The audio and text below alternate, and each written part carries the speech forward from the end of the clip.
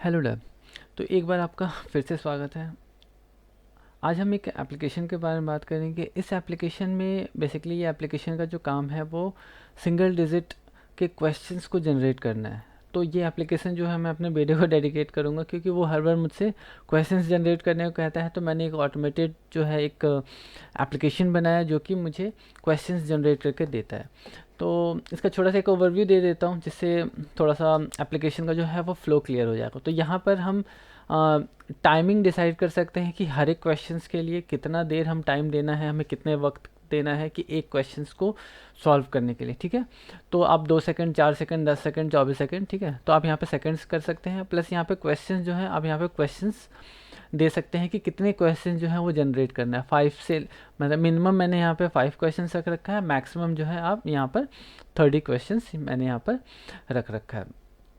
उसके बाद से जैसे ही हम इसको, अभी मैंने 2 सेकंड करके करके यहाँ पे 2 सेकंड मैंने लिया है, और ये हमारा 2 सेकंड और प्लस हमारा ये क्वेश्चन जो है 5 यहाँ पे हम जनरेट करते हैं। तो जनरेट करने के बाद से ये 2 सेकंड का एक टाइमर चलता है और ये क्वेश्चंस हमारा यहाँ पर चलता है। जैसे कि आप देख रहे हैं कि हर एक बार जो हमारा क्वेश्चंस यहाँ पर चेंज हो रहा है और 2 सेकंड का यहाँ पे टाइम ले रहा है। 2 सेकंड में 1 सेकंड जो है ये टाइम लेता है स्विच करने में। तो टोटल जो है इंटरवल जो हम यहाँ पर 3 सेकंड का ले रहे हैं, और 1 सेकंड का हमारा टाइमर है, और हम यहाँ पे इंटरवल ले रहे हैं, और 2 सेकंड का हमने यहाँ पे टाइमर दिया। और लास्ट में ये सारे क्वेश्चंस जो है विद क्वेश्चंस उसका आंसर जो है यहाँ पर जनरेट हो रहा है। आप यहाँ पे बैक करके फिर से आप अपने प्रीवियस स्टेज पे जा सकते हैं। यहाँ से दोबारा से आप यहाँ पे क्वेश्चंस जनरेट कर सकते हैं। तो हर बार जो है यहाँ पर एक क्वेश्चन जो है नया जनरेट हो रहा है, क्वेश्चंस का सेट पूरा जनरेट हो रहा है, और जिसमें आप टाइमिंग वगैरह जो सारी चीज़ें यहाँ पर एडजस्ट कर सकते हैं। देखते हैं कि हम इस एप्लीकेशन को बेसिकली का फ्लो क्या है, और प्लस इसमें हमारे लर्निंग्स क्या हैं, उसके बारे में हम यहाँ पर बात करेंगे। तो सबसे पहले हम शुरू करते हैं जैसे इंडेक्स.js। ठीक है, तो इंडेक्स.js ये इससे पहले भी मैंने वीडियोस बनाया है। तो मोस्टली मैं अपने कोड्स जो है कोड सैंडबॉक्स में डालता हूँ, जहाँ से मेरे व्यूवर्स जो हैं, जो मेरे वीडियोस देखते हैं, वो यहाँ से आराम से मेरे कोड्स को देख सकते हैं। कोड्स पे अपना R&D करना हो, कोड्स को रिव्यू करना हो, इन फ्यूचर कुछ भी उनको इसमें हेल्प की ज़रूरत पड़े, तो यहाँ से कोड्स जो है वो यूज़ कर सकते हैं। तो मैं डायरेक्टली यहाँ पे डालता हूँ, और इसका लिंक जो है मैं डिस्क्रिप्शन में डाल देता हूँ। तो डायरेक्टली आप वहाँ से डिस्क्रिप्शन से मेरे कोड को, जो कि जिसके मैं वीडियोस बना रहा हूँ, उसके कोड्स को आप रीयूज़ कर सकते हैं, उसको देख सकते हैं, उस पर अपना सेल्फ लर्निंग के लिए उसको यूटिलाइज़ कर सकते हैं। तो डिफ़ॉल्ट ये यहाँ पर जो जो हमारा कोड सैंडबॉक्स है, ये हमें यहाँ पर एनवायरनमेंट देता है, जहाँ पर हम रिएक्ट के एप्लीकेशंस लिख सकते हैं। तो पहला जो है हमारा इंडेक्स है, इंडेक्स को मैं अभी छोड़ता हूँ। इंडेक्स को हम टच नहीं करते हैं। तो इंडेक्स जो है हमारा पड़ा हुआ है, और इसमें यहाँ पर ऐप जो है यहाँ पे प्लग हो रहा है। ठीक है, तो यहाँ पर हमने बेसिकली तीन जो मैंने नए लाइब्रेरीज यहाँ पे ऐड किए हैं, क्योंकि डिज़ाइन का यहाँ पे बेसिकली मैं ज़्यादा फोकस नहीं था डिज़ाइन को लेकर। तो मैंने यहाँ पे क्या किया कि लाइब्रेरी यहाँ पे यूज़ किया है। तो आप यहाँ पे लाइब्रेरी देख सकते हैं कि मैंने UI मटेरियल का एक लाइब्रेरी यहाँ पे ऐड किया है, और उसके सपोर्ट में 2 लाइब्रेरीज और रिक्वायर्ड होती है, तो उनको भी हमने यहाँ पे ऐड किया। आपको जब भी कोई लाइब्रेरी इसमें ऐड करना हो, तो यहाँ पर ऐड डिपेंडेंसी पे यहाँ पे सर्च करके आप उनको डायरेक्टली यहाँ पर ऐड कर सकते हैं। ठीक है, तो फर्दर चलते हैं। अब मैं ऐप.js में चलता हूँ। अगर ऐप.js में आप जाते हैं, तो यहाँ पे देख रहे हैं कि मैंने यहाँ पर कुछ कंपोनेंट जो है यहाँ पर इंपोर्ट किया। ठीक है, तो कंपोनेंट्स वाले डायरेक्टरी में चलते हैं। तो मैंने यहाँ पर अपने एप्लीकेशन को 4 पार्ट में डिवाइड किया बेसिकली। ठीक है, ये मेरा लॉजिक है।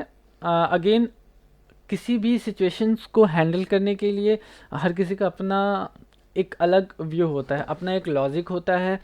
तो हर कोई जो है अपने तरीके से किसी चीज़ को डिफ्रेंशिएट करते हैं, अपने हिसाब से चीज़ों को डिवाइड करते हैं। जैसे कि लॉजिकली अगर बात किया जाए, तो ठीक, चाय अगर आप बना रहे हैं, तो कुछ लोग होता है कि पहले पानी गर्म कर लेते हैं, उसके बाद उसमें गर्म दूध डालते हैं। कुछ लोग दोनों को पहले गर्म कर लेते हैं, उसके बाद एक बार किसी बर्तन में मिक्स करते हैं। तो अपना लॉजिक है। माइट भी हो सकता है टेस्ट में भी, चाय के टेस्ट में भी अगर डिफरेंस आ जाए उस चीज़ की वजह से, आपके प्रोसेस की वजह से, सेम चीज़ है। तो लॉजिक जो होता है एट द जो आउटपुट है आपका, तो वो चाय मिलेगा ही मिलेगा। लेकिन कई बार आप अपने हिसाब से इस चीज़ों को डिवाइड कर सकते हैं। तो ये मेरा यहाँ पर लॉजिक था। तो मैंने यहाँ पर अपने कंपोनेंट को यहाँ पर 4 पार्ट्स में डिवाइड किया है। एक हमारा जो है सबसे जो फर्स्ट स्क्रीन है, ठीक है, जो कि हमारा जनरेट करता है जो सिंगल जिसको मैंने सिंगल डिजिट जनरेटर बोला है। तो ये हमारा पहला स्क्रीन है, इस स्क्रीन को मैंने डिज़ाइन किया है, ठीक है। दूसरा हमारा कंपोनेंट है वो है हमारा एडिशन क्वेश्चंस, जो कि हमारे अलग अलग स्क्रीन्स पे जो क्वेश्चंस हमारा जो रिपीट हो रहा था, बेसिकली जब मैं जनरेट पे क्लिक करूँ तो ये जो हमारे यहाँ पर क्वेश्चन जो जनरेट हो रहा है, ये मैंने एक अलग कंपोनेंट लिया है। इस कंपोनेंट में हमारे क्वेश्चन जो है रिफ्लेक्ट हो रहे हैं, बेसिकली क्वेश्चन जो चेंज हो रहा है वो यहाँ पर इस वाले स्क्रीन पे चेंज हो रहा है। उसके बाद से ये जो ग्रीन स्क्रीन जो चल रहा है आपका, ठीक है, ग्रीन स्क्रीन जो यहाँ पर आपके स्क्रीन पे यहाँ पे जो मूव हो रहा है, ये हमारा है टाइमर कंपोनेंट। और लास्ट जो हमारा कंपोनेंट है वो है हमारा रिजल्ट कंपोनेंट। जैसे कि आप यहाँ पे देख रहे हैं कि रिजल्ट जो लास्ट वाला कंपोनेंट है, ये हमारा चौथा कंपोनेंट है, जिस पे हमने जितने क्वेश्चंस हमारे जनरेट हुए थे उस क्वेश्चंस का हम यहाँ पर आंसर जो है यहाँ पर शो करें, इंक्लूडिंग क्वेश्चंस जो हमारे यहाँ पर क्वेश्चंस है प्लस यहाँ पर इसका आंसर भी है, ठीक है। तो इस तरीके से मैंने इसको 4 डिफरेंट कंपोनेंट में डिवाइड किया है, और इन्हीं 4 कंपोनेंट्स के बिहाफ पे मैं पूरा का पूरा इस छोटे से एप्लीकेशंस को मैंने डेवलप किया। तो सबसे पहले ऐप में चलते हैं, ऐप.js में चलते हैं। तो यहाँ पर बेसिकली इस एप्लीकेशन को अगर आप व्यू करेंगे तो आपके पास जो है लर्निंग के लिए इस एप्लीकेशन में 2 चीज़ें मिलेंगी, ठीक है। एक तो कि हमारा जो रिटर्न स्टेट का जो रिटर्न कॉलबैक मेथड है उसके बारे में, ठीक है, और दूसरा जो है क्लियर फंक्शन के बारे में। तो 2 चीज़ें जो है इसमें स्पेसिफिकली मैं हाईलाइट करूँगा कि इन 2 चीज़ों का जो है लर्निंग है इसमें, तो वो कैसे है उसके बारे में एक बार चेक करते हैं। तो मैं वो दिखाता हूँ आप लोगों की वो चीज़ें हम कहाँ पे फिगर आउट कर सकते हैं। तो इन बिटवीन हम फ्लो के साथ चलते हैं। तो फर्स्ट हमारे ये स्क्रीन है, हमारा एप्लीकेशन है। एप्लीकेशन पे हमने यहाँ पर चारों कंपोनेंट को मैंने यहाँ पे प्लग किया। हमारा सिंगल डिजिट जो है जनरेटर है जो फर्स्ट स्क्रीन है, ठीक है। एडिशन क्वेश्चन जो है जो कि हमारे हर एक स्क्रीन पे हमारे क्वेश्चंस को जनरेट कर रहा है, टाइमर और रिजल्ट, ठीक है। और इसको मैंने यहाँ पे कंडीशन बेस्ड यहाँ पे रख रखा है। टाइमर जो है हमारे यहाँ पे रखा हुआ है, स्क्रीन पे ऑलरेडी रखा हुआ है, लेकिन उसका विड्थ जो है हमने यहाँ पे 0 कर रखा है, तो वो हर बार 0 रहता है। और जब उसको वैल्यूज़ मिलती हैं तो वैल्यू के बिहाफ पे वो उसका विड्थ जो है इंक्रीज़ होता है, 100% तक जाता है। एडिशन क्वेश्चन जो है वो डिपेंडेंट है 100 क्वेश्चंस पे, कि 100 क्वेश्चन जो है जब हमारा यहाँ पर ट्रू होता है तो हम एडिशन वाला जो पार्ट है जो हमारे क्वेश्चन वहाँ पे जनरेट होते हैं हम उसको दिखाते हैं, और 100 क्वेश्चन जब हमारा फॉल्स होता है तब हमारा ये एडिशन जनरेटर जो है ये हमारा यहाँ पर दिखता है। और जब हमारा रिजल्ट ट्रू होता है तो बेसिकली जब हमारा रिजल्ट ट्रू होता है तो लास्ट में हम रिजल्ट्स को यहाँ पर जितने रिजल्ट्स हैं उन रिजल्ट्स को दिखाते हैं। तो अब यहाँ पे लॉजिक्स में चला जाए, ठीक है। तो यहाँ पे हमारा पहला जो मेथड है वो है get value from add generator. तो यहाँ पर जो है हम ऐड जनरेटर से ना पूरा का पूरा वैल्यू ले रहे हैं, ठीक है। ये जो ऐड जनरेटर का जो है get value from add generator, इस मेथड को मैं पास कर रहा हूँ सिंगल डिजिट जनरेटर में। जो हमारे यहाँ पे जो कंपोनेंट है सिंगल डिजिट जनरेटर, इसको मैं यहाँ पर इस मेथड को पास कर रहा हूँ, और ये मेथड जो है बेसिकली एज ए प्रॉप्स में इसको पास कर रहा हूँ, और इसके बिहाफ पे मैं वैल्यू जो है इनपुट ले रहा हूँ। प्रॉप्स का तरीका है बेसिकली कि आप किसी भी कंपोनेंट को पेरेंट कंपोनेंट से कभी भी आप वैल्यू जो है पास कर सकते हो। वो वैल्यू कुछ भी हो सकता है, स्ट्रिंग हो सकता है, नंबर हो सकता है, फंक्शंस हो सकता है, ऑब्जेक्ट हो सकता है, आप कुछ भी उसको यहाँ पर पास कर सकते हैं। और उस जो मैनिपुलेटेड वैल्यू है जो कि जो चाइल्ड कंपोनेंट से मैनिपुलेटेड वैल्यू कुछ भी उसमें चेंज हो रहा है, कुछ बिजनेस लॉजिक्स में अगर चेंज हो रहा है तो उस वैल्यू को रिवर्ट भी ले सकते हैं, लेकिन वो आप फंक्शन के थ्रू लेंगे। कोई मेथड अगर उसको आप पास कर रहे हैं तो उसके थ्रू आप रिटर्न वैल्यू ले सकते हैं। यहाँ पर कोई मैं सेंट्रलाइज स्टेट का यूज़ नहीं कर रहा हूँ, कोई सेंट्रलाइज स्टेट नहीं है, कुछ नहीं है, एकदम स्ट्रेट फॉरवर्ड सिंपल एक एप्लीकेशन है जिसमें मतलब कोई नॉर्मल रिएक्ट का जो है ना सिर्फ रिएक्ट ही रिएक्ट है और कुछ भी ऐसा कुछ नहीं है, ठीक है। कोई रिडक्स नहीं है, कोई सेंट्रल स्टेट नहीं है, सेंट्रलाइज स्टेट वगैरह कुछ ऐसा कुछ हम यहाँ पर यूज़ नहीं कर रहे हैं, स्ट्रेट फॉरवर्ड सिंपल है। तो यहाँ पर रिएक्ट को समझना ज़्यादा इजी होगा, ठीक है। तो यहाँ पर मैंने यहाँ पे get value from add generator, यहाँ पे वैल्यू मैंने मेथड को यहाँ पे पास कर दिया है। तो अब चलते हैं सिंगल डिजिट ऐड जनरेटर में। तो यहाँ पर क्या कर रहा हूँ कि मैं वहाँ से वैल्यू ले रहा हूँ, बेसिकली हमें 2 वैल्यूज़ यहाँ पर लेना है।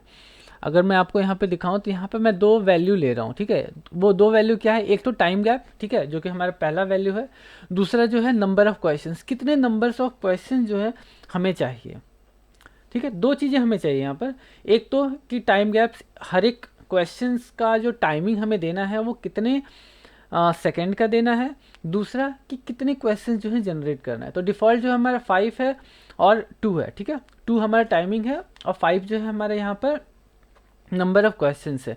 और जो जनरेट हो रहा है हमारा, जो जनरेशन जो जब हम आप यहाँ से जनरेट कर सकते हैं, और वो वैल्यू जो है मैं यहाँ पर मैप कर रहा हूँ, ठीक है। तो टाइम गैप मैंने यहाँ पर मैप कर दिया यहाँ पे हमारे सेट गैप में। तो मैंने यहाँ पर एक सेट स्टेट यूज़ किया है। सेट स्टेट में मैंने का जो डिफ़ॉल्ट वैल्यू है यहाँ पर अभी 0 है, जो कि इसे से क्लिक करते हैं तो क्लिक करने पर वैल्यू जो है यहाँ पर अपडेट होता है, वो 2 से अपडेट होता है, ठीक है। और उसके बाद से हमारा नंबर ऑफ क्वेश्चंस, कितने नंबर ऑफ क्वेश्चंस जो है हमें जनरेट करना है, प्लस सेट, यहाँ पर सेट इज़ एक्टिव, ठीक है। यहाँ पर हम अपना जो टाइमर है उसको मैं यहाँ पे एक्टिव और डीएक्टिव कर रहा हूँ। तो यहाँ पर उसको एक्टिव करना, जैसे जनरेट किया, जनरेट करने के बाद से हमने यहाँ पर टाइमर को एक्टिवेट किया, प्लस सेट शो क्वेश्चन, ठीक है। हमारा जो क्वेश्चन, हमें जो क्वेश्चन शो करना है, क्योंकि इसके बाद से जो हमारा स्क्रीन आता है उस स्क्रीन पे हमें क्वेश्चन शो करना है।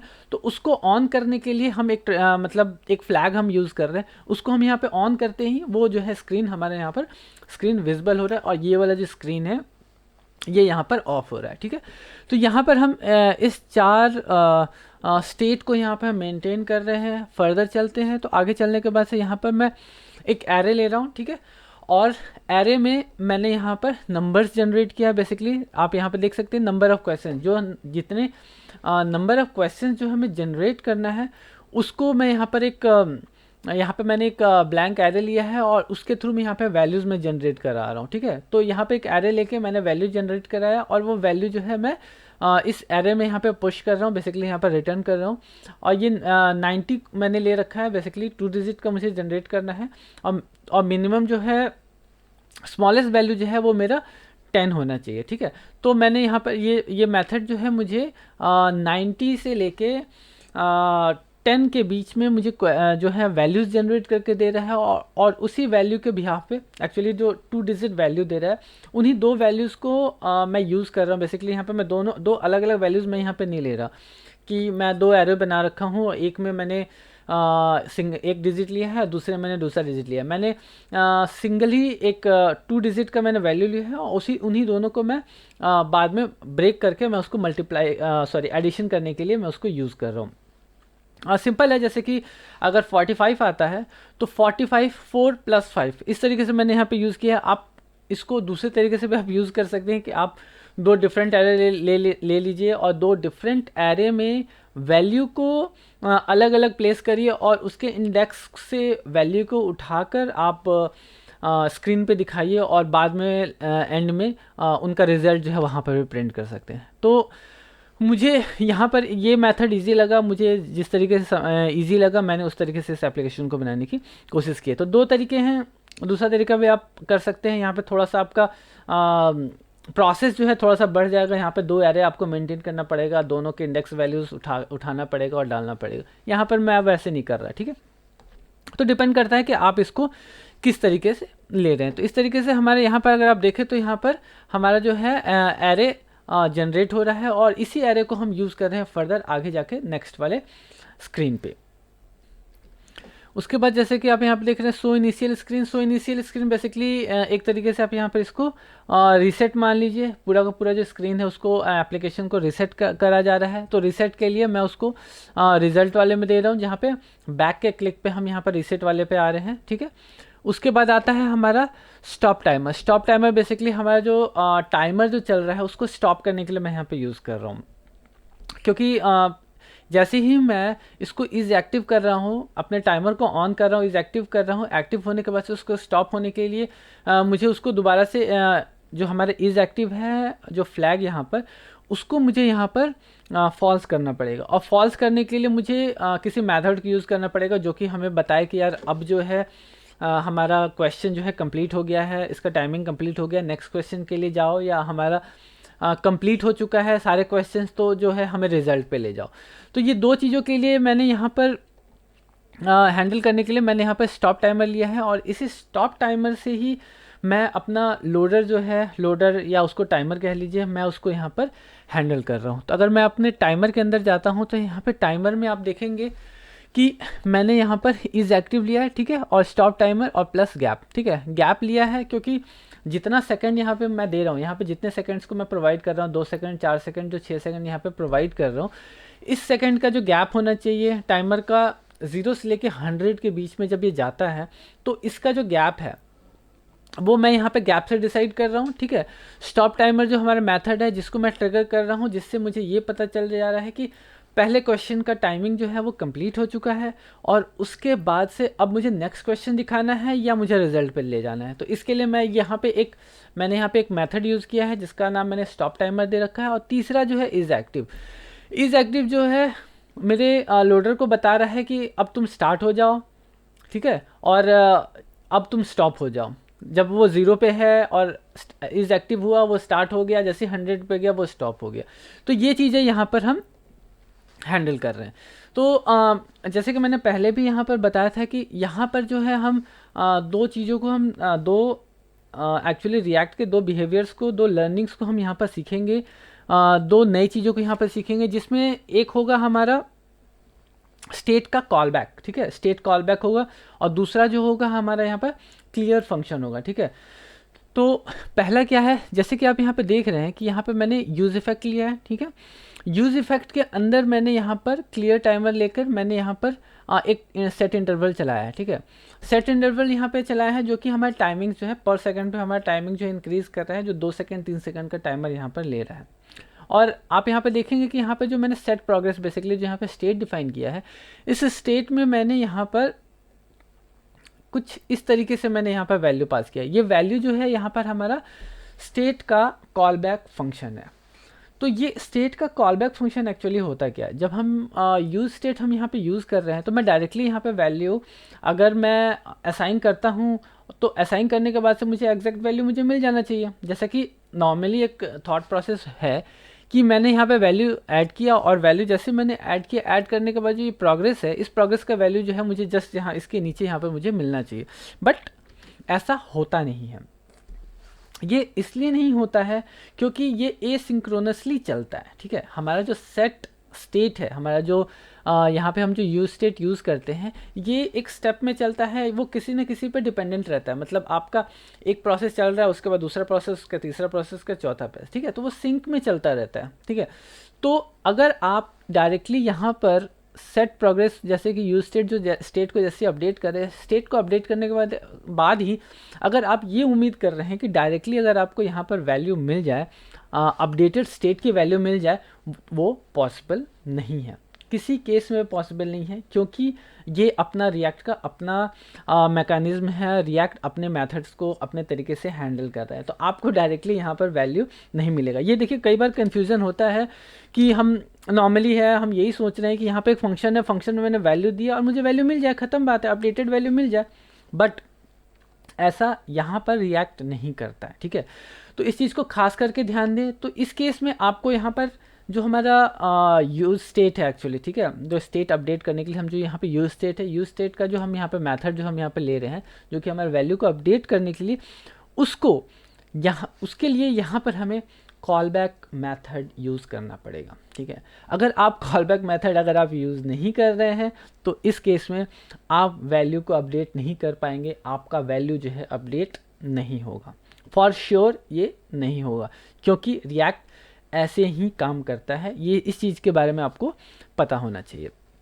और दूसरा चीज़ कि अगर आप ये वैल्यू जो है कभी भी आपको यहाँ पे नहीं मिलेगा, ये वैल्यू आपको मिलेगा, देखने को मिलेगा, कब कहाँ मिलेगा, ये आपको मिलेगा यूज़ इफेक्ट के अंदर मिलेगा, ठीक है।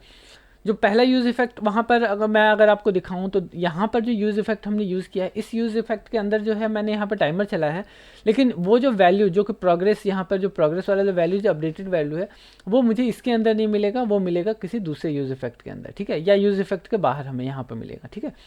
तो इस चीज़ को ध्यान रखें कि कभी भी आप कोई भी स्टेट को अपडेट करते हैं तो स्टेट को अपडेट करने के साथ ही साथ कभी भी वहाँ पर अपडेटेड वैल्यू आपको नहीं मिलता है। या तो आप कॉल बैक फंक्शन यूज़ करेंगे, स्टेट का, या तो फिर आप जो है यूज़ इफेक्ट के अंदर, किसी दूसरे यूज़ इफेक्ट के अंदर वहाँ पे जाकर आप चेक करेंगे तो आपको अपडेटेड वैल्यू मिलेगा, एल्स आपको वैल्यू कभी भी नहीं मिलेगा।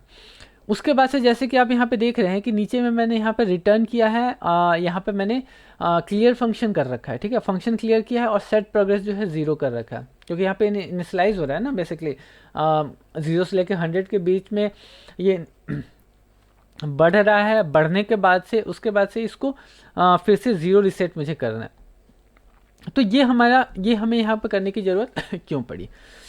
बेसिकली अगर आप यहाँ पर इसको क्लियर नहीं करते हैं, ठीक है, और अपने फंक्शन को क्लियर नहीं करते हैं यहाँ पर, तो इस केस में आपका जो टाइमर है वो मल्टीप्लाई होता जाएगा, वो ऐड होता जाएगा, वो इंक्लूड होता जाएगा। जैसे कि अगर अभी फर्स्ट टाइम जो है आपका सेट इंटरवल यहाँ पे चला, ठीक है, अगर आपने इसको क्लियर नहीं किया तो अगली बार क्या होगा कि दैट टाइमर जो कि एग्जिस्टिंग है और प्लस एक नया टाइमर जो है यहाँ पे जनरेट होगा, क्योंकि यूज़ इफेक्ट के अंदर जो भी हम मेथड या फंक्शन यूज़ करते हैं वो एज ए क्लोज़र हो जाता है, ठीक है। अब क्लोज़र हो जाता है तो क्लोज़र के केस में क्या होता है कि वो क्या करता है कि वो उसका इंटरनली रहता है, इंटरनल फंक्शन में वो रह जाता है, और अगली बार जब आपका जो एप्लीकेशन का जो कंपोनेंट है वो दोबारा से री रेंडर होता है, तो री रेंडरिंग में क्या करता है वो दोबारा से उस एक नया क्लोज़र क्रिएट करता है।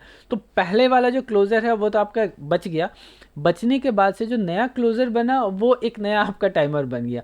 तो इस तरीके से ये क्या करेगा कि इंक्लूड करता जाएगा, जितनी बार आपका कंपोनेंट रेंडर होगा उतने बार जो है ये नया बनता जाएगा। तो आप इसको जो यहाँ पे मैं रिटर्न कर रहा हूँ, यहाँ पे जो रिटर्न मेथड कर रहा हूँ, आप इसको जो रिएक्ट का जो लाइफ साइकिल है, रिएक्ट के लाइफ साइकिल में आप इसको इस तरीके से भी कह सकते हैं कि ये जो है अनमाउंट वाला आपका स्टेज है, ठीक है। जैसे आपका कंपोनेंट माउंट होता है, कंपोनेंट अपडेट होता है, कंपोनेंट अनमाउंट होता है, ठीक है। तो कंपोनेंट अनमाउंट का ये स्टेज है जहाँ पर कंपोनेंट आपका अनमाउंट हो रहा है, कंपोनेंट जो है आपका जो है वो चेंज हो रहा है बेसिकली, ठीक है, वो डिलीट हो गया, वहाँ से निकल गया, निकलने के बाद से दोबारा से फिर से इंक्लूड हो रहा है, ठीक है।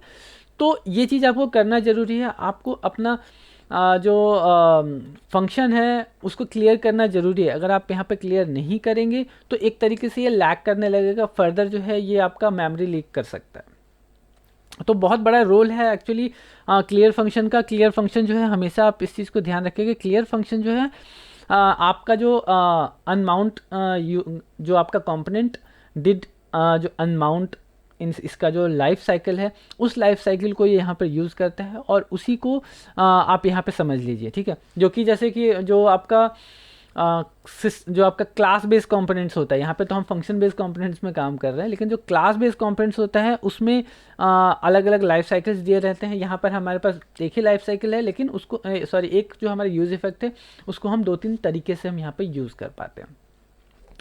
तो दो चीज़ें आपको मिली यहाँ पर। एक तो आपको यहाँ पर देखने को मिला कि हमने यहाँ पर स्टेट का जो है कॉलबैक मेथड यूज़ किया है, दूसरा जो है यहाँ पर हमने यूज़ क्या किया जो है क्लियर फंक्शन, ठीक है। तो इस दो मेथड्स के इस दो तरीके से ही जो है इस एप्लीकेशन को आप हैंडल कर सकते हैं। अदरवाइज जो है आपका टाइमर जो है वो रुकेगा नहीं, बल्कि और बढ़ता चला जाएगा, वो इंक्लूड होता चला जाएगा, ठीक है। तो इस तरीके से मैंने यहाँ पर टाइमर को चलाया है। उसके बाद से टाइमर जब हमारा जैसे स्टार्ट होता है उसके बाद से हर एक बार जो नेक्स्ट क्वेश्चन हमें वो करना है, तो उसके लिए हमने यहाँ पर एडिशन क्वेश्चन जो है उसको मैंने यूज़ किया है। एडिशन क्वेश्चंस में मैंने क्वेश्चंस के नंबर्स हमने दे दिए हैं प्लस ऑल क्वेश्चंस दे दिया है, ठीक है। ऑल क्वेश्चंस क्या है हमारा? ऑल क्वेश्चन सेट जो है हमारा वो सारे क्वेश्चंस हैं, देखिए अगर यहाँ पर देखेंगे तो वो सारे क्वेश्चंस हैं जो कि हमने एरे में यहाँ पे जनरेट किया है, ठीक है। और जो हमारे क्वेश्चंस का जो जितने नंबर ऑफ क्वेश्चंस है वो हमने यहाँ पर दे दिया है, ठीक है। ठीक है, दोनों वैल्यूज जो है हम यहाँ पे दे रहे हैं, और ये जाके फिर नेक्स्ट स्क्रीन पे आ रहा है हमारा एडिशन क्वेश्चंस पे। अगर एडिशन क्वेश्चंस पे देखें तो बहुत ज़्यादा हमने यहाँ पर कुछ किया नहीं है। बेसिकली मैंने ऑल क्वेश्चंस का जो एरे है, एरे को मैंने यहाँ यूज़ किया है, और नंबर ऑफ क्वेश्चन जो एक्चुअली क्वेश्चन का जो करेंट नंबर है उस नंबर्स पे जो है मैं इस कंपोनेंट को बार बार रन कर रहा हूँ। जैसे कि ये जो यहाँ पे जो नंबर ऑफ क्वेश्चन है, क्वेश्चन नंबर जो है हमारा वो है 1 2 0 1 2 3 4। एक तरीके से आप समझिए कि हमारा यहाँ पे इंडेक्स का जो है नंबर है, उसी इंडेक्स के नंबर को ही मैं यहाँ पर बार बार चेंज कर रहा हूँ और उसी के बिहाफ पे यहाँ पे वैल्यू को यहाँ पर दिखा रहा हूँ। तो जैसे कि आप देख रहे हैं कि मैंने पहले ही बताया कि मैं यहाँ पर वैल्यू कैसे ले रहा हूँ, वो 2 डिजिट का वैल्यू ले रहा हूँ। जैसे 45, ठीक है, तो 45 का जो पहला वैल्यू है 4, उसको मैंने यहाँ पे एक्सट्रैक्ट कर लिया, और 5 को जो है सेकंड वैल्यू जो है उस डिजिट का, उसको मैंने यहाँ पे एक्सट्रैक्ट कर लिया, और उन दोनों वैल्यू को एक्सट्रैक्ट करके मैं वहाँ पर एक सिंगल डिजिट का जो एडिशन का जो क्वेश्चन है वो यहाँ पर मैं जनरेट कर रहा हूँ। तो इसको जनरेट करने के बाद से ये हमारा जो सीक्वेंस है ये चलता रहता है हर बार, क्योंकि अभी जो है हमारा चल रहा है यहाँ पर अगर आप देखें तो स्टॉप टाइमर जो है एक बार स्टॉप होता है, स्टॉप होने के बाद से वो फिर सेट एक्टिव जो है हमारा फॉल्स कर देता है, और फॉल्स करने के बाद से यहाँ पे हमारा क्वेश्चन चल रहा है, ठीक है। क्वेश्चंस का नंबर जो चल रहा है वो 1 by 1 इंक्रीज़ हो रहा है, और जैसे जैसे जैसे हमारा एरे जो कंप्लीट होने से -1 होता है यहाँ पर, और -1 होके वो अभी यहाँ पर चेक कर रहा है कि यहाँ पे वैल्यू जो है हम इंडेक्स के लास्ट में यहाँ पर पहुँचे कि नहीं, ठीक है। तो इस तरीके से हम 1 by 1 बढ़ते चले जा रहे हैं, और क्वेश्चन जो है इनिशिएट होते जा रहे हैं। जैसे ही क्वेश्चन लास्ट में होता है, सेट रिजल्ट जो है हमारा ट्रू कर देते हैं, जिसमें मुझे रिजल्ट दिखाना है। तो जैसे ही हमारा ये कंडीशन जो है फॉल्स होता है, फॉल्स होते ही ये रिजल्ट वाले सेक्शन पे जाता है, और हमारा कंप्लीट रिजल्ट जो है क्वेश्चंस का जो सारा रिजल्ट जो है वो दिखा देता है। तो रिजल्ट वाले में अगर चलते हैं तो रिजल्ट वाले में नॉर्मल वही है कि मैंने सारे क्वेश्चंस को सेम उसी के तरीके से आइटरेट कर लिया है, जैसे कि मैंने आपका एडिशन क्वेश्चंस में किया है। तो यहाँ पर मैंने उसको 2 पार्ट में डिवाइड कर दिया है, बेसिकली 2 डिजिट को, फर्स्ट और सेकंड डिजिट को ऊपर नीचे लिख के उसको प्लस कर दिया है, और प्लस करके मैंने उसका रिजल्ट जो है वो वैल्यू जो कि उसका एडिशन वैल्यू है, उस वैल्यू को मैंने यहाँ पर मैंने उनको प्रिंट कर दिया, ठीक है। प्रिंट करके मैं फाइनल वैल्यू जो है रिजल्ट पे यहाँ पर दिखा रहा हूँ। तो ओवरऑल जो एप्लीकेशन का देखिए मैंने यहाँ पर पूरा का पूरा कोडिंग कर रखा है, आप इसमें जाके खेल सकते हैं इस एप्लीकेशन के साथ प्रॉपर, इसमें कोड्स को भी देख सकते हैं। और तो मेरा इस एप्लीकेशन का फ्लो को दिखाने का मेन वो था कि यहाँ पर जो 2 चीज़ें जो है हर बार दिमाग में ये आती है कि स्टेट को लेकर ना कई बार ये चीज़ें होती है। जब मैं भी इस पे काम कर रहा था तो स्टेट को लेकर मुझे भी ये प्रॉब्लम्स आई थी कि यार मैं स्टेट को यहाँ पे अपडेट कर रहा हूँ, बट साथ ही साथ मुझे यहाँ पे स्टेट की वैल्यू यहाँ पे मिल नहीं रही है। तो आप कभी भी ट्राई करें, मतलब मैं इसका URL जो है डिस्क्रिप्शन में डाल दूँगा, आप डायरेक्टली यहाँ पे जाके आप चेक कर पाएंगे कि आपको अपडेटेड वैल्यू यहाँ पर नहीं मिल रहा है। जो हमारा जो ये प्रोग्रेस है ना, इसका अपडेटेड वैल्यू यहाँ पे नहीं मिल रहा है। चलिए एक बार यहाँ पे देख भी लेते हैं, तो मैं आपको कंसोल करके दिखाता हूँ, ठीक है। तो मैं यहाँ पे प्रोग्रेस की वैल्यू जो है यहाँ पे सेट कर रहा हूँ, ठीक है। कंसोल में चलते हैं, ठीक है, एक बार इसको चेक करवा देता हूँ मैं, तो आपको बहुत ज़्यादा क्लियर हो जाएगा ये। चलते हैं कंसोल में, मैं इसको करता हूँ सेव। अगर मैं यहाँ पे प्रोग्रेस इसको मैं करता हूँ कमेंट, और कमेंट करने के बाद से सॉरी यहाँ पर जो है मैं प्रोग्रेस की वैल्यू जो है इंक्रीज़ करता हूँ, ठीक है। तो सीधी सी बात है कि मैं जो भी वैल्यू है उसमें जो प्रोग्रेस में ये वैल्यू जो है मैं उसको मुझे इंक्लूड करना है, ओके। तो ये मैं ऐड करता हूँ, ठीक है। तो प्रोग्रेस में 100 डिवाइडेड बाई गैप, ठीक है, तो डेट वैल्यू, ठीक है। यहाँ पे मैं सेव करता हूँ, और सेव करने के बाद से मैं जैसे ही यहाँ पे जनरेट पे क्लिक करूँगा, आप यहाँ पे देखेंगे कि 0 हुआ, 0 हुआ, 0 हुआ, 0 हुआ, 0 हुआ, ठीक है। आप यहाँ पे देख रहे हैं कि ये वैल्यू जो है यहाँ पे अपडेट हो ही नहीं रहा है।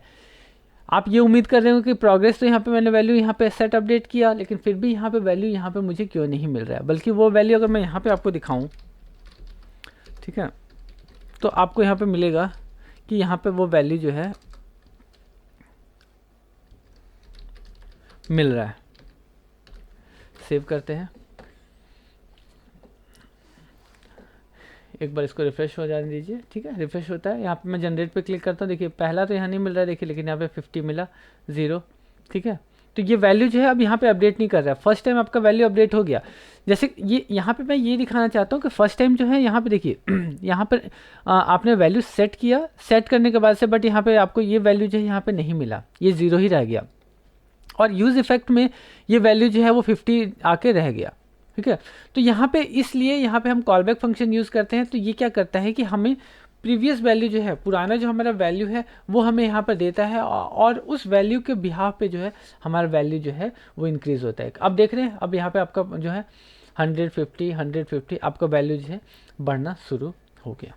ठीक है, तो काफ़ी इंटरेस्टिंग है एक्चुअली। स्टेट का अपना फंडा है, स्टेट अपने तरीके से अपना वर्क करता है, तो इस चीज़ को जानना बहुत ज़्यादा ज़रूरी है। उम्मीद करता हूँ कि ये एप्लीकेशन जो मैंने फ़्लो बताया और इस एप्लीकेशन को मैंने डेवलप किया है, ये आपके किसी न किसी काम आए, और जानकारी पसंद आए तो वीडियो को लाइक और चैनल को सब्सक्राइब करना ना भूलें। तो मिलते हैं फिर कुछ ऐसे नए एप्लीकेशंस, कुछ नए फ़्लो और नए कॉन्सेप्ट्स के साथ। तब तक के लिए बाय बाय।